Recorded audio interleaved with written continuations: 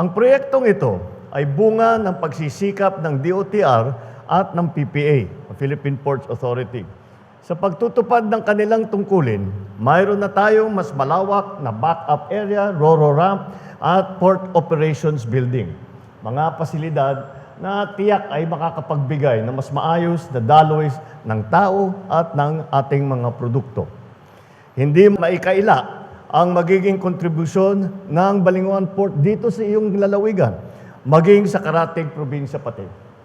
Magbibigay daan ito sa mas mabilis at madaling daloy ng mga produkto at mga tao na siya naman ang magbibigay daan sa pag-uunlad ng kalakalan at turismo sa inyong probinsya at ang mga karatig na lugar at sa buong region.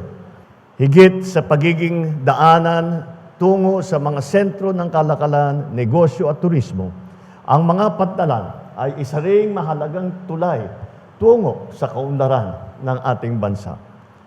Dito nagtatagpo ang mga tao. Dito dumadaan ang ating mga produkto. Dito nagkakaroon ng oportunidad ang mga kababayan nating maabot ang mas malawak na merkado para umasenso sa buhay.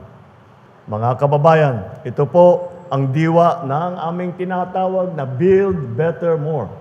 Gumagawa tayo ng mga infrastrukturang may puso para sa ginhawa, seguridad at pag-angat ng ating mga kababayan. Ngunit, hindi lang po ang pagpapalaki ng kapasidad ng mga pantalan ang prioridad natin. Mahalaga rin po na mapanatili ang kaayusan ng mga ito upang masiguro na ligtas, matiwasay at maginhawa ang biyahe ng bawat pasahero. Kaya't pangalagaan natin ito dahil ang mga gusali, pasilidad at infrastruktura ay magtatagal lamang kung may malasakit ang mga gumagamit nito.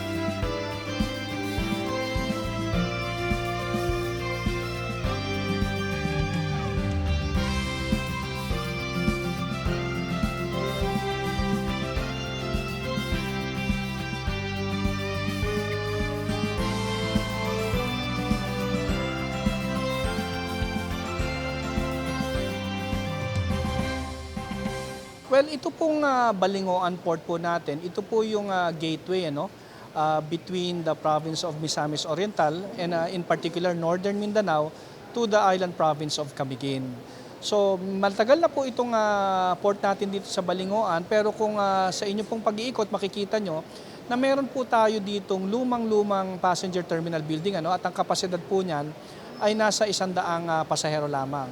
So sa atin pong pag-iikot ng mga nakaraang taon, nakita po natin yung pangangailangan na kailangang magkaroon ng mas moderno, mas komportable at mas kumbinyenteng passenger terminal para po sa mga pasahero, lalong-lalo na po yung mga turista, both foreign and domestic, na pumupunta po sa isla ng Camiguin at bumabalik din po papunta dito sa Misamis Oriental. At kaya po, naging prioridad po ng PPA na magpatayo po ng makabago, ng moderno, mas conveniente at mas malaki pong passenger terminal building dito sa Balinghoan, kung saan po dati-rate 100 lamang po ang mga pasaherong ang kapasidad ng passenger terminal building. Ngayon po nasa mahigit 500 na po, no? Well, unang-una po nagpapasalamat po kami no dahil po sa vision po ng ating mahal na Pangulo, Pangulong Bongbong Marcos, at pati rin po sa guidance po at pamumuno po ng ating kalihim ng Kagawaran ng Transportasyon, si Secretary Vince Dizon po no.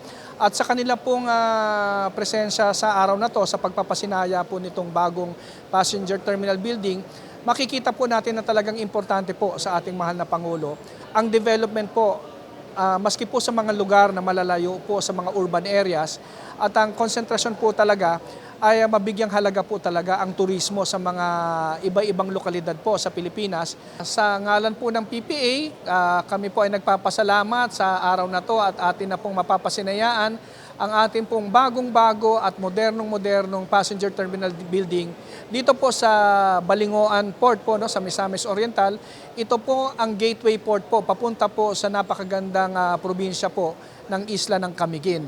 Iniimbitahan po namin ang ating mga kababayan na bumisita po sila dito po sa Balingoan, bumisita po sila sa ibang lugar pa po sa Misamis Oriental dahil napakarami po ng mga tourist attractions dito, at bumisita din po sila sa isla po ng Camiguin dahil napakaganda po ang isla ng Camiguin.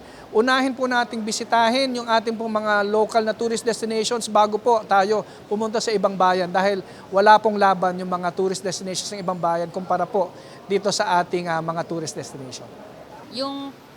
Yung port po dati, nung bata pa ako, nung kasama ko po yung magulang ko papuntang Camiguin, dati po, RC Pier lang po, hindi ko po namalaya na may ramp pa po yun. At saka, kunti lang po yung barko. At saka, dati po, walang CR. At saka, wala po yung building na ma-stayhan. At saka, hindi komportable magbiyahe yung pasahero. At saka, sa labas lang po magantay yung mga pasahero. At saka, pag may barko na po, sasakay na po agad. Diretso na po. At saka doon na lang po titikitan sa barko. Hindi tulad po ngayon na malaki na po yung building, malawak na po, at saka comfortably aircon, at saka malinis po yung CR. At saka